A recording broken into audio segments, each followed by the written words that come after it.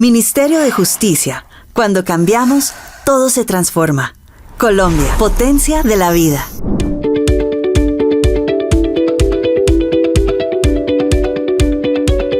Muy buenos días para todos. Mi nombre es Fernando José Bolaños Urrego. Soy abogado de la Universidad de los Andes y especialista y magíster en Derecho Comercial y Derecho Privado, con énfasis en responsabilidad de esta misma universidad. Es un gusto para mí poder presentarles este módulo de conciliación civil y comercial en este diplomado de conciliación extrajudicial en Derecho, con énfasis en resolución de conflictos agrarios y componente de mujer y género, del cual hablaremos a lo largo de este módulo. En particular, en la sesión vamos a hablar sobre los asuntos conciliables y no conciliables, enfatizando en la materia civil y comercial. Actualmente me desempeño como conciliador del Centro Civil y Comercial de la Procuraduría General de la Nación, en donde he tenido la oportunidad de desempeñar y afrontar algunos asuntos propios de la conciliación como mecanismo de resolución de conflictos. Para comenzar a tratar en esta sesión el tema frente a los asuntos conciliables y no conciliables, debemos abordar primero un panorama general, ¿correcto? Y es precisamente esa definición que establece o prevé el artículo 7º del Estatuto de Conciliación, la Ley 2022 de 2022. Dicha norma prevé que son conciliables todos los asuntos frente a los que no exista una prohibición expresa en la ley, de modo tal que, así como en el caso, por ejemplo, de los funcionarios públicos, les está permitido hacer todo lo que únicamente les permite la ley, y para los particulares está permitido hacer todo lo que no les prohíba la ley, sucede lo mismo en materia de conciliación. Se puede conciliar sobre cualquier asunto, en principio, mientras no exista como esa prohibición en la ley. Acercándonos un poco más frente a las materias susceptibles de la conciliación, encontramos ahí como dos conceptos o dos ítems que resultan relevantes para saber cuáles materias o cuáles asuntos pueden ser conciliables. Y es que serían frente a aquellas situaciones frente a que el titular o la persona pueda disponer de un derecho mediante transacción o desistimiento, y con la particularidad o el requisito de que las personas puedan disponer de ese derecho, es decir, que tengan la capacidad de decidir qué hacer con ese derecho. Siendo esto, significa esto que no se trata de disponer sobre un derecho de un tercero, sino sobre un derecho individual y propio, ¿correcto? Y además prevé este artículo 7º, este panorama general, que para que la conciliación no es necesaria la renuncia de derechos, como se verá más adelante. Veamos entonces en un primer momento qué asuntos son los conciliables, y resulta que, como se advirtió desde el panorama general, es necesario que entender que las materias conciliables son aquellas en las que operaría la transacción y el desistimiento, por lo que podríamos remitirnos de manera general a las normas del Código Civil y del Código de Comercio, así como algunas normas especiales o en particulares que nos permitan saber frente a qué asuntos es procedente transar o conciliar o desistir. Y además hay que tener en cuenta que se requiere que no haya un interés público, dado que en estos casos, si se tratara de un interés público, resultaría necesario contar con una autorización expresa en algunos de los casos. En ese sentido, son conciliables todos los asuntos sobre los cuales las partes puedan disponer libremente de su derecho. Frente a la transacción, encontramos que una posible definición general en derecho de esta podría ser según la cual la transacción es un modo de extinción o de extinguir obligaciones, y también es un mecanismo para precaver un litigio. Dicha definición se podría tomar a partir del artículo 2469 del Código Civil, y bajo ese panorama o esta interpretación se trata entonces de un contrato mediante el cual las partes en controversia o con una disputa resuelven directamente y por mutuo acuerdo, esto es en ejercicio de autonomía de su voluntad, una situación jurídica dudosa. De otra parte, el Código General del Proceso prevé también que la transacción es una de las maneras que tienen las partes para solucionar sus diferencias frente al cumplimiento de una sentencia judicial. Esto es en los casos en los que un juez de la República ya ha definido un asunto sometido al aparato judicial y las partes desean resolver la manera en la que darán cumplimiento o acatarán esta decisión. ¿Y cuáles son las consecuencias de la transacción, así como en la conciliación? Es que el acuerdo o pacto al que lleguen las partes tendrá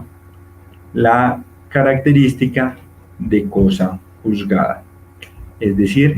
será sentencia definitiva o pondrá fin a la disputa que tengan las partes. En esa misma línea debe entenderse que la transacción, ampliando un poco más frente a este concepto, hace alusión a aquellos bienes y derechos que tienen un contenido netamente patrimonial o económico y que además de tener esa condición patrimonial, valga la redundancia, las partes deben tener la capacidad legal para celebrar los acuerdos y disponer sobre ellos. Luego se considera necesario determinar si una parte puede renunciar al mismo o si existe la prohibición particular o general para no hacerlo, siendo así, por ejemplo, los derechos personalísimos o el estado civil de una persona. Frente a estos existe esa prohibición prevista desde las normas generales, como es el Código Civil, desde la Constitución, dado que se tratan de atributos propios de la personalidad que pues no pueden ser modificados así digamos, en un trámite informal y sencillo como lo sería la transacción o lo sería la conciliación, pues se requiere de unas solemnidades especiales en esos casos. Lo propio sucede a entidades públicas, dado que existe un procedimiento o un paso adicional que se requiere, el cual es contar con una autorización del comité de cada entidad, como quedó así previsto por el legislador en el artículo 313 del Código General del Proceso. Siguiendo con esta línea, vemos que el artículo 314 del Código General del Proceso estableció que las partes pueden renunciar a los derechos conferidos en las normas adjetivas, siempre y cuando se trate de una renuncia a un interés individual de quien lo hace. Esto hablando del desistimiento. Luego, no se puede renunciar a derechos o beneficios más allá de los que me pertenecen a mí mismo como individuo, siempre y cuando no exista una prohibición absoluta, se reitera. Luego, en la norma general y Adicionalmente, debe entenderse que tanto el desistimiento como la transacción, como se vio en su momento, conllevan a que exista cosa juzgada. Y esto significa que en el desistimiento, al efectuarse esa manifestación de dejar sus pretensiones, de ceder en los intereses personales, podría entenderse que habría un lugar a una sentencia absolutoria en beneficio de la contraparte, si el que desiste es uno, o en favor propio si quien desistió es mi contraparte. Además, el desistimiento debe ser incondicional, salvo pacto en contrario, y como bien se sabe y como está previsto en las normas generales, el desistimiento puede ser también parcial. Se puede desistir de algunas de las pretensiones, como se sabe que puede haber lugar a un acuerdo conciliatorio de manera parcial. Un punto adicional es que las entidades públicas también pueden desistir de sus pretensiones o de sus intereses siempre y cuando exista firma y o aceptación por parte de su representante. Pasemos entonces a ver algunos de los ejemplos propios de la conciliación en materia civil. Desde mi experiencia a lo largo de mi trayectoria como conciliador aquí del Centro de Conciliación de la Procuraduría General de la Nación, algunos de los casos o de las solicitudes que más se presentan están relacionados con la reestructuración de contratos. Esto es, por lo general, como les manifesté desde mi experiencia, porque las partes han celebrado un contrato entre ellas en autonomía de su voluntad con unas condiciones determinadas, ¿correcto? Bajo una situación económica, algún desarrollo o una expectativa que se tenía determinada, pero por padecimientos propios de cada una de las partes o giros de la economía o del negocio, en ocasiones a las partes les queda muy difícil o casi imposible cumplir con el acuerdo en la manera en la que se pactó inicialmente. Por ejemplo, cuando se trata de un contrato de arrendamiento. Digamos, yo celebré un contrato de arrendamiento como arrendatario frente a un determinado inmueble, pero resulta que yo creí que me iba a salir un trabajo en determinada empresa con la que mis ingresos se iban a ver mejorados, pero en el periodo de prueba simplemente no logré satisfacer la expectativa y me tocó retornar a mi anterior trabajo, con donde los ingresos no eran tan buenos como los esperaba, y cumplir con el canon de arrendamiento mes a mes me sería casi imposible, porque si gasto todos mis recursos exclusivamente en pagar el arrendamiento, pues no va a tener para mis otras necesidades. En ese sentido, como arrendatario interesado en continuar con la relación y antes de incurrir en una eventual mora o incumplimiento contractual, muchas veces se acude a la conciliación para que se modifique o se llegue a un acuerdo frente a ese contrato inicialmente celebrado. En muchas ocasiones las partes tienen el interés no de terminar el contrato, sino de modificar o ajustar a sus capacidades y necesidades el contrato, pero en otras tantas las partes definitivamente consideran que lo más beneficioso para ellas es dar por terminado el acuerdo. Sabemos que desde el derecho el legislador previó algunas sanciones cuando se da por terminado anticipadamente un contrato. En ocasiones es pague una cláusula penal, unos cánones extra a modo de sanción, y muchas veces lo que se pretende es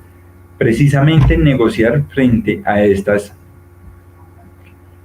sanciones, como cuál sería el mayor beneficio que ambas partes podríamos obtener sin necesidad de pues llegar al juicio civil. También concurren personas que han celebrado, por ejemplo, contratos de franquicia con unas condiciones o estándares de venta que creían que les serían suficientes para cancelar los montos o el precio pactado en el contrato.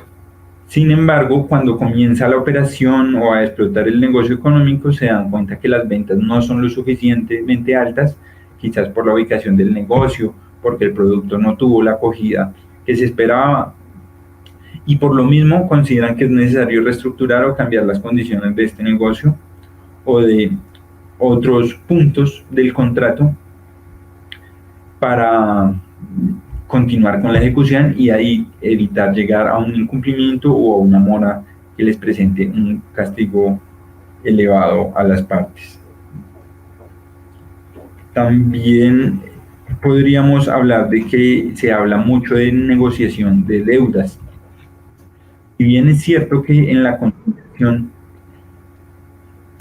conciliación no es un requisito de procedibilidad para acudir al aparato judicial cuando se trata de un proceso ejecutivo, lo cierto es que muchas personas, muchos acreedores, sí prefieren acudir a la conciliación para intentar solucionar y perseguir el cobro de su deuda por esta vía, porque es un mecanismo mucho más efectivo que acudir a los jueces de la República por temas de celeridad y de informalidad del trámite. Entonces también uno con frecuencia encuentra que llegan solicitudes en donde llegan personas que tienen un documento que consideran que es un título valor o un título ejecutivo y se convoca a su deudor para que se llegue a un acuerdo frente a la manera en la que se realizará este pago. De igual manera, y ya para finalizar estos ejemplos frente a la conciliación civil, llegan solicitudes en un nivel muy alto, por lo menos en este centro de conciliación, relacionadas con responsabilidad y en especial de responsabilidad civil extracontractual. Esto es porque pretenden que el cobro de indemnizaciones ligadas a accidentes de tránsito, en las que las personas en ocasiones terminan lesionadas, afectaciones a vehículos, o también porque lamentablemente algún familiar de los solicitantes, de los convocantes a la conciliación, falleció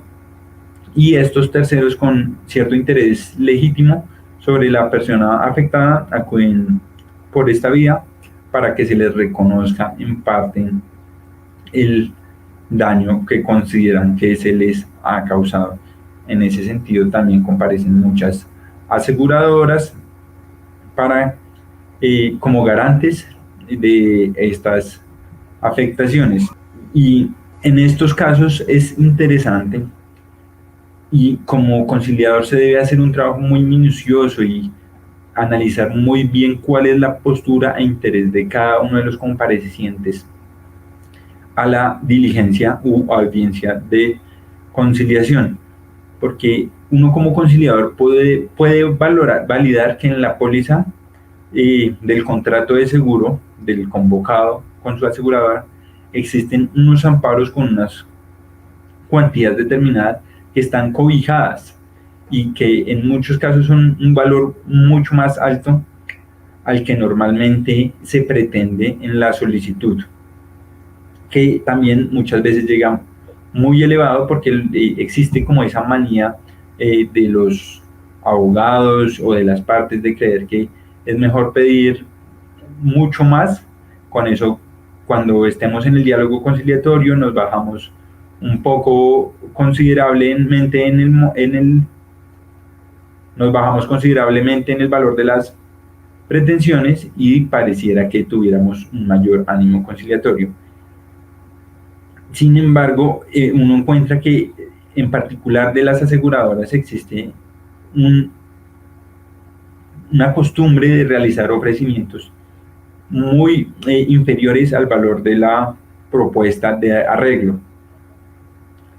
Y es ahí donde, a través de las diferentes técnicas de conciliación, uno debe hacer ver a las partes los beneficios de este mecanismo para finiquitar la controversia mediante el acuerdo conciliatorio, y así que las partes entiendan cuáles son sus verdaderos intereses, cuál será el monto a recibir y los beneficios de tener el valor pretendido en un corto plazo, y de no acceder a la larga espera de lo que significaría un juicio de responsabilidad civil extracontractual ante los jueces de la República, y lo mismo frente a las aseguradoras. Hacer entender que hay unos valores asegurados que están dentro de una póliza con unas condiciones, que se suscribió un contrato el cual estaba vigente para la fecha o no del siniestro que se relaciona en la solicitud, y de esa manera hacer caer en cuenta que sí podría existir una obligación de parte de la aseguradora para cancelar esta pretensión. Veamos entonces algunos ejemplos de asuntos conciliables, pero en materia comercial. En este punto es importante recordar que el Código de Comercio, en sus primeros artículos, quizás del 11 al 20, establece cuáles son los actos que se consideran como actos de comercio o actos mercantiles. Encontramos que al tenor de estas normas, muchas de las actuaciones que diariamente cualquiera de nosotros realiza como ciudadano podrían ser catalogadas o enmarcadas como actividades de comercio. Por ejemplo, la de tomar un arrendamiento, una compra y venta de un bien, y es porque a partir de un componente netamente económico o patrimonial, esto es, desde una lectura general y rápida, podría entenderse que en principio todos los que realizamos estos actos estaríamos cobijados bajo la norma mercantil, y por eso podríamos entender que estaríamos relacionados con asuntos de comercio, y por esa vía entender que se trata de asuntos conciliables de comercio, nuevamente refiriéndonos a la regla general, que es mientras no esté prohibido conciliar frente a una materia determinada. Hecha esa precisión, encontramos que en materia comercial,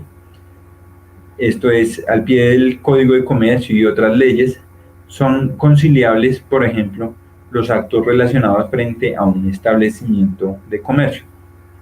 tal como se advirtió en materia civil. Nada impide que las partes en el marco de una relación contractual frente a un establecimiento de comercio acudan o concurran a la conciliación para resolver sus diferencias frente a un canon de arrendamiento de un establecimiento de comercio, frente al nombre propio del establecimiento del comercio, al logo, a las características que rigen este establecimiento. También concurren en ocasiones distintas sociedades, por lo general, para efectuar la conciliación frente a negociación de deudas o pasivos con acreedores, como lo puede ser en un contrato de suministro o de arrendamiento o de compraventa frente a un proveedor que ha incumplido con la fecha de entrega y ya se realizaron unos pagos. La gente en estas macro negociaciones o macro relaciones comerciales, más que querer dar por acabado el vínculo, lo que buscan es que se dé un cumplimiento a la entrega de ese producto o servicio que se adquirió, porque la idea es seguir con la explotación económica en el giro ordinario de los negocios. Y otros puntos sobre los que también podría conciliarse, muy ligados a la materia comercial, son los asuntos societarios, en donde hay temas propios de discusiones entre socios o entre asociados, como es la creación de tipos societarios, la toma de decisiones, las políticas propias de una sociedad frente a la liquidación o al patrimonio social, y que estos asuntos tienen como ciertos requisitos o ciertas solemnidades que prevé, entre otros, el Código de Comercio, pero que igual esas decisiones podrían tomarse en el ámbito de conciliación, y una vez con un acuerdo suscrito en el marco de un trámite conciliatorio, proceder a las solemnidades o al registro que exija la norma para un caso en concreto. Entonces, de manera general, pues cualquier tipo de decisión o conflicto societario también puede ser conciliado, siempre y cuando pues se reconozca y se acepte que para su materialización se necesitaría cumplir a cabalidad con las exigencias que prevé la norma mercantil en esas materias.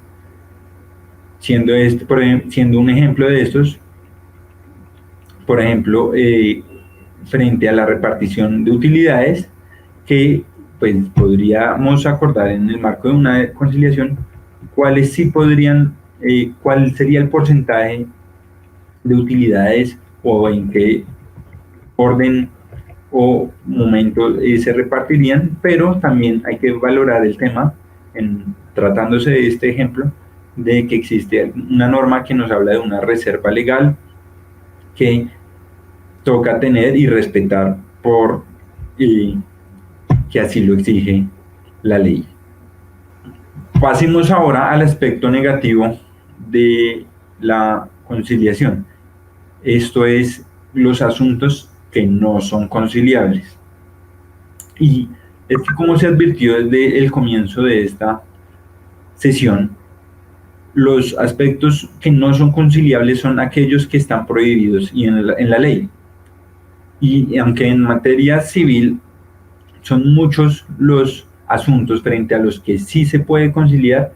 hay que tener en cuenta y hacer como un control o fijarse bien en cuáles no son conciliables, para que no se incurra posiblemente en una falta disciplinaria como conciliadores. Un primer punto sobre el que definitivamente no se puede conciliar, como lo mencioné hace unos minutos, es sobre el estado civil de las personas. ¿Y por qué? Porque existe una prohibición expresa en el artículo 2473 del Código Civil.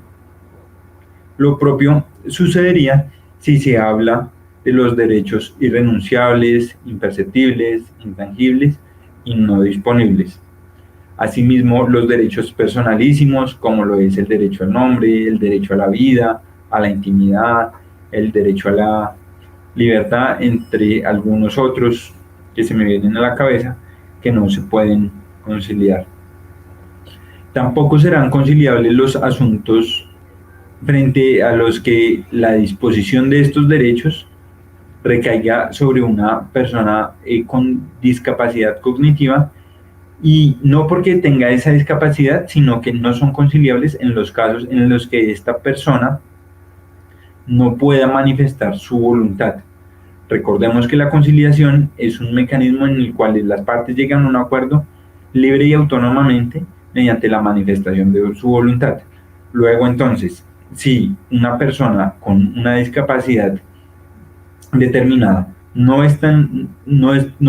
le es posible manifestar o aceptar un acuerdo, no sería posible conciliar en ese asunto.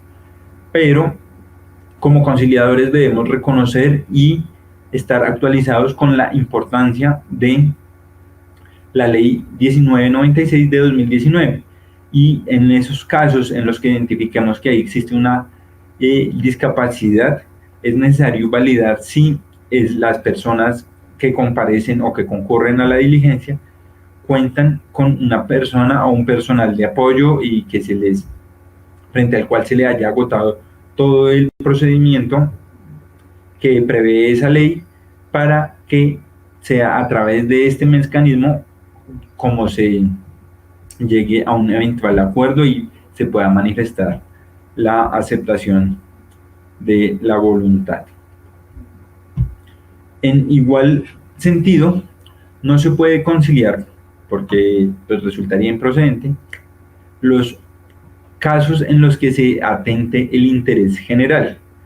y de la defensa del patrimonio público. ¿Y esto por qué es? Porque desde la Constitución política se prevé que el interés general prima o se le da cierta prevalencia que al interés general sobre el particular. Luego no podría pensarse que sea a través de una conciliación que, como se sabe, hace tránsito a cosa juzgada, se llegue a un acuerdo que sea más gravoso para una mayoría, para un interés común y solo en favor de unos particulares. Hay algunos asuntos sobre los que no se puede conciliar y frente a estos el Estatuto de Conciliación, la Ley 2022 de 2022, establece en los artículos 54 y el numeral tercero del artículo 65 que como conciliadores en estos casos debemos expedir una constancia de que el asunto no es conciliable. Luego, en caso de que por omisión, porque se nos pasó por alto o porque por un trámite de la Secretaría, del Centro de Conciliación, dependiendo de cada caso, se haya admitido y se haya convocado a la diligencia, es posible que sea en el marco de esta diligencia, porque en el estudio del expediente el conciliador se percató o porque inclusive la parte convocada así lo manifestó en la diligencia, existe como ese remedio para la audiencia que fue convocada, y es que puede declararse como asunto no conciliable incluso en el trámite de la diligencia, caso en el cual igual lo que debe hacer el conciliador es expedir la respectiva constancia de que el asunto no es conciliable. Ahora miremos los asuntos no conciliables. Debemos recordar cuál es la regla general, y esta es según la cual la conciliación es procedente salvo que exista una prohibición en la ley, frente a que no es viable desistir, conciliar, renunciar a un determinado derecho. ¿Correcto? Encontramos entonces que el asunto, esta sería la regla general, o la segunda regla general. La primera es que no exista una prohibición en la ley, y la segunda es que no se trate de un derecho que sea irrenunciable. Dentro de estos podríamos encontrar los atributos de la personalidad, como lo es en un primer momento, como lo advertimos en un primer momento de esta sesión, no se puede conciliar frente al estado civil de las personas, tampoco frente al nombre de un individuo, ni a los alimentos, frutos de las personas a quienes por ley se les debe, salvo que exista una aprobación judicial. Es decir, de manera general está prohibida, pero existe una excepción a esa prohibición, que es la aprobación judicial. Tampoco se puede conciliar frente a los derechos que son ajenos o inexistentes, porque por no tener la capacidad para desistir o decidir libremente frente a ellos. Si el derecho es de un tercero, yo no puedo decidir frente al tercero qué va a hacer con ese derecho. Tampoco es procedente la conciliación frente a en los casos en los que de manera análoga se haya hecho una transacción con la obtención de títulos falsificados por dolo o violencia. Es decir, que aquí pasamos a ver un aspecto negativo de los asuntos que han sido conciliables, que recordemos que son todos los que sean susceptibles de transacción y o de desistimiento. Para enlistar algunos ejemplos de los que incluso ya se ha hecho mención, encontramos que El estado civil no es conciliable, como se ha visto múltiples veces de esta charla. Los atributos de la personalidad y los derechos personalísimos. Y estos no son conciliables por la sencilla razón de que estos son asuntos frente a los que yo no puedo ceder, son asuntos irrenunciables y son de especial protección que algunos de ellos han sido protegidos o se asemejan con la categoría de derechos fundamentales. Valga un ejemplo, el caso de la libertad. Yo no puedo decidir si cedo o no en mi derecho a la libertad, sino que esto es un asunto que de manera priorizada y preventiva se le ha conferido ese poder a los jueces de la República, en particular a los de la jurisdicción ordinaria penal, para que decidan sobre en qué casos se puede restringir la libertad de unas personas. Luego yo no puedo en una conciliación civil y comercial decidir que frente a un incumplimiento o alguna propuesta de arreglo cederé en mi libertad. En materia comercial, un caso muy interesante es el de los derechos morales en la propiedad intelectual, porque frente a estos no se puede conciliar independientemente de que el autor de una obra determinada quiera y manifieste su voluntad de hacerlo, porque moralmente siempre será el autor de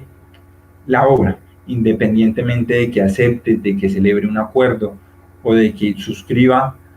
un acuerdo conciliatorio. El autor siempre será reconocido como tal. Cosa distinta es lo que pasaría si el autor negocia o hace una transacción frente a los derechos patrimoniales que se deriven de su obra. Entonces vemos que existe una prohibición de conciliar frente a los derechos morales de la propiedad intelectual, pero no frente a los derechos patrimoniales que otorga la misma. Y esto es porque, si bien en principio se pueden conciliar sobre cualquier asunto, existe una norma que prohíbe que establece que estos derechos morales son irrenunciables. Esto es el artículo 30 de la Ley 23 de 1982.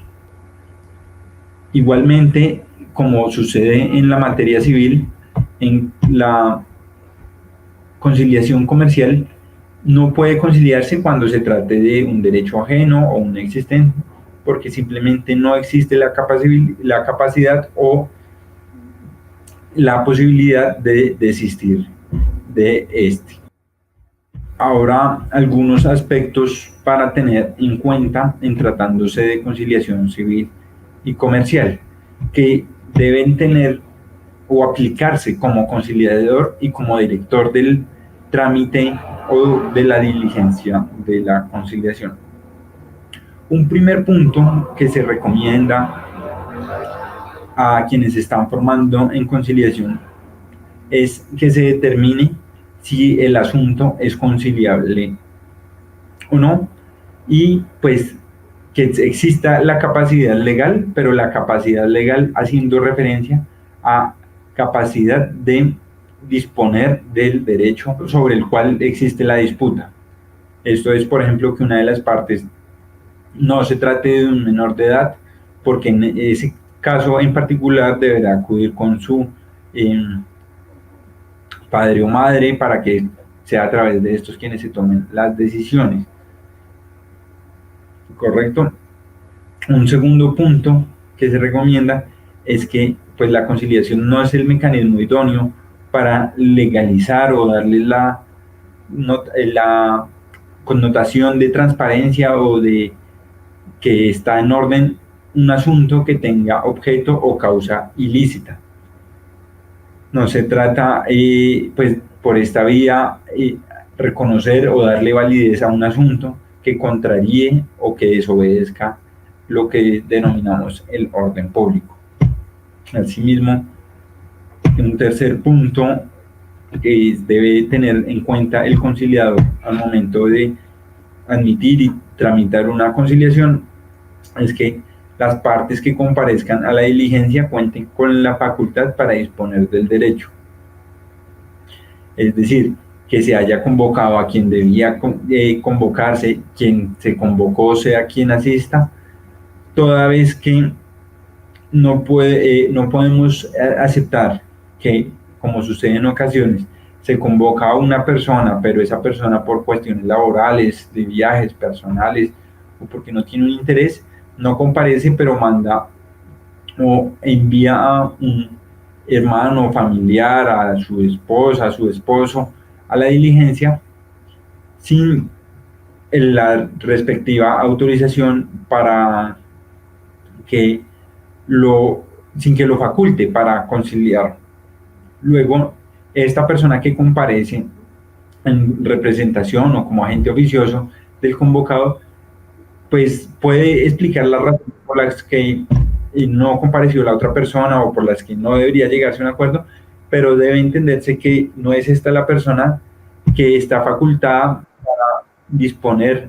del derecho. En esos casos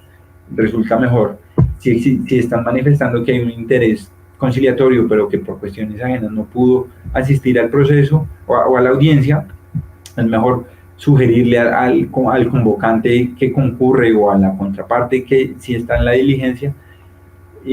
la posibilidad de suspender o reprogramar la diligencia para que en una nueva oportunidad sí se cuente con la presencia de todas las partes necesarias. Y finalmente, otro de los puntos que debe valorar el conciliador es hacer o efectuar un control de legalidad o de verificación frente al factor de competencia funcional. Y esto es porque como conciliadores no podemos conciliar todas las materias. Si bien es cierto, muchas materias frente a las que no exista prohibición legal son conciliables, no significa ello que como conciliadores podamos conciliar todos los asuntos o todas las clases de disputas. Por ejemplo, tenemos algunos asuntos donde la ley de manera preferente le ha asignado una competencia específica a ciertos gremios o a ciertas entidades. Por ejemplo, en el caso de los conflictos laborales, estos corresponden única y exclusivamente a los inspectores del trabajo. Lo propio sucede con los asuntos contenciosos administrativos que fueron asignados de manera preferente a la Procuraduría General de la Nación a través de sus funcionarios y centros de conciliación, quienes son los únicos facultados para llevar a cabo conciliaciones frente a estas materias. Pero también sucede que hay asuntos que no son conciliables, como lo es el de la responsabilidad penal. Si yo cometí un hecho punible, un ilícito, y la otra parte desea conciliar, uno puede conciliar la parte civil, la reparación del daño, la reparación de los perjuicios, correcto, pero lo que no se puede es conciliar frente a la responsabilidad propia penal, frente a la afectación al bien jurídico que protege el derecho penal. Luego vemos que entonces en materia civil los operadores autorizados para conciliar son todos los que de manera general lo podrían hacer, pero que no han sido designados en particular a ciertas materias. En materia civil y comercial, de manera general, serán las mismas personas, los mismos conciliadores, los autorizados para hacerlo. Algunos de ellos son los centros de conciliación privados,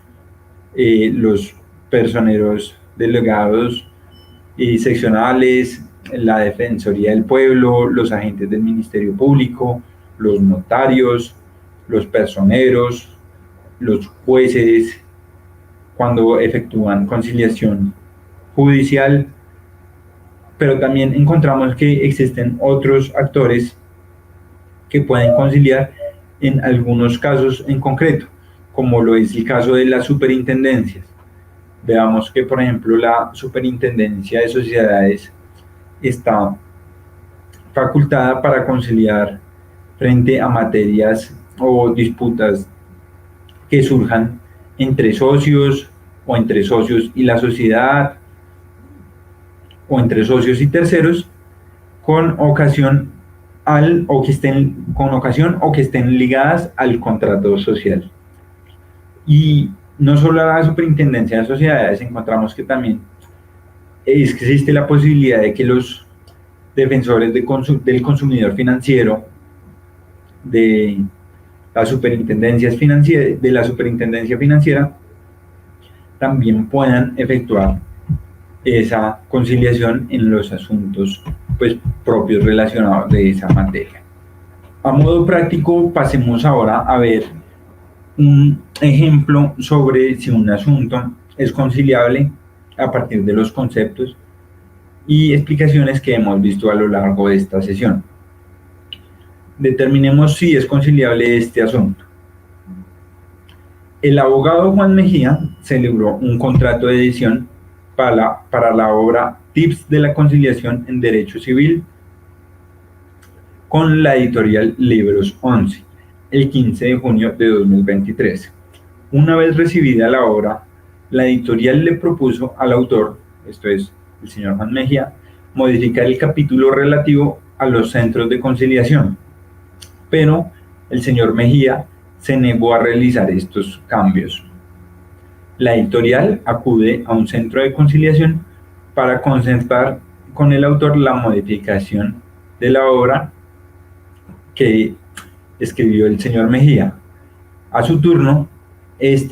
como autor de la obra, concurre a dicha diligencia para solicitar la indemnización de los perjuicios ante el incumplimiento del contrato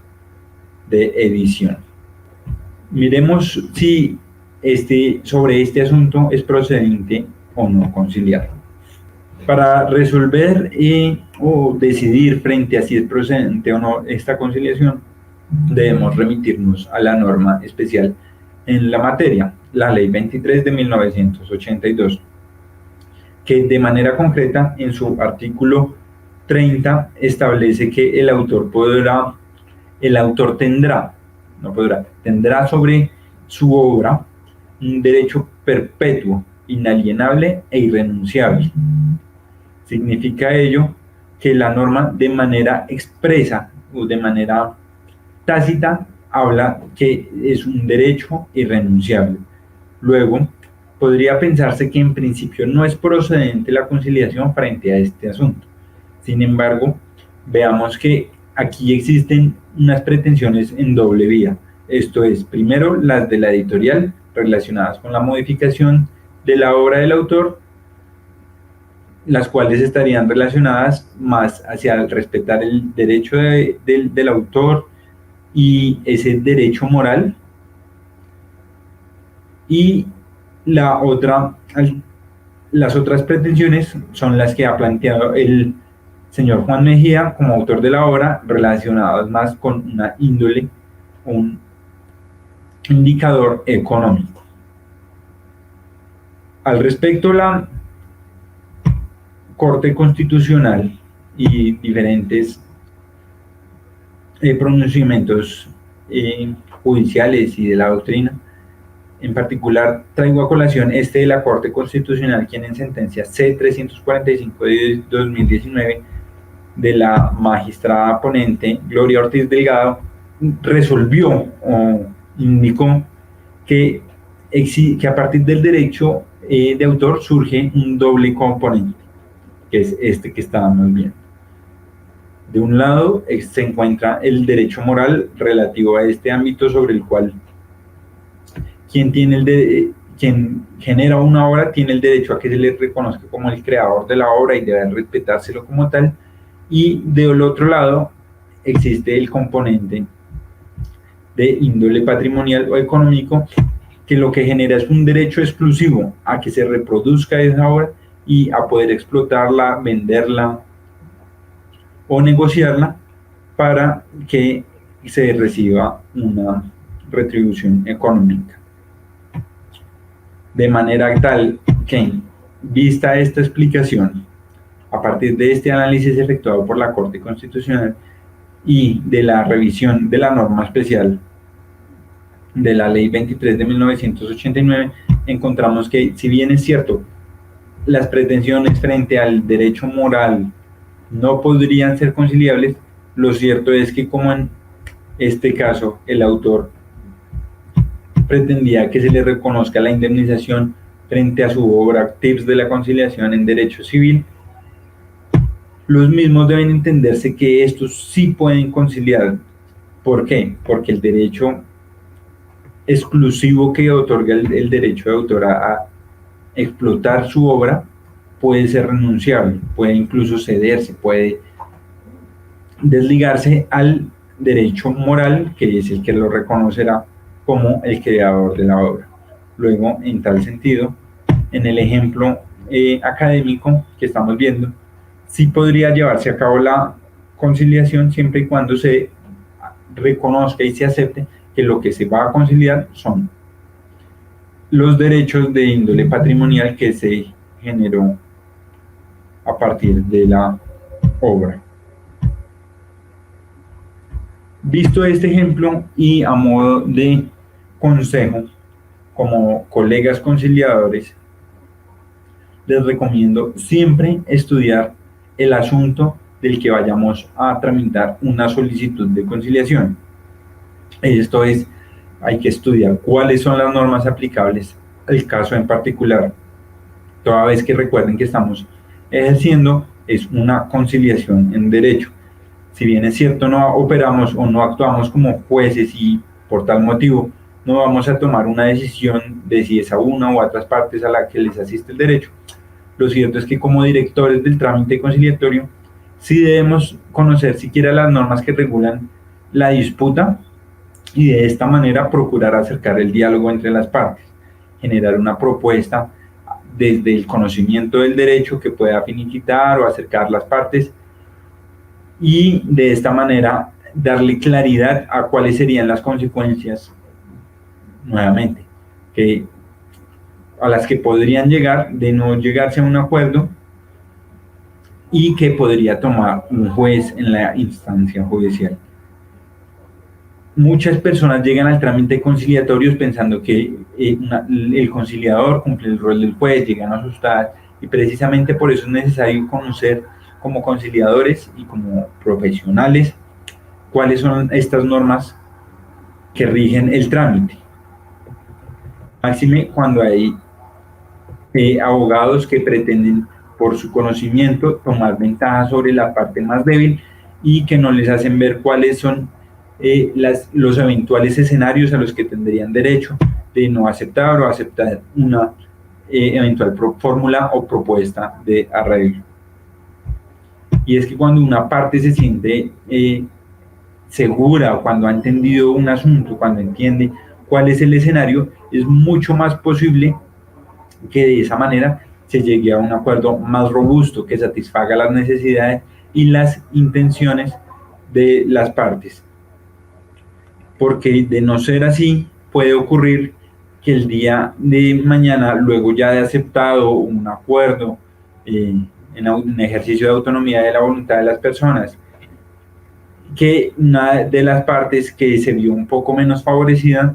consulte con un abogado o con algún familiar y se dé cuenta que el negocio o el acuerdo al que llegó no le era tan favorable como otras propuestas que hubiera podido plantear si hubiera tenido el conocimiento. Luego de esta breve explicación y consejo, daríamos por terminada la sesión frente a los asuntos conciliables y no conciliables en materia civil y comercial. Muchas gracias, espero que tengan un muy buen día y que les haya gustado esta sesión. Colombia, potencia de la vida.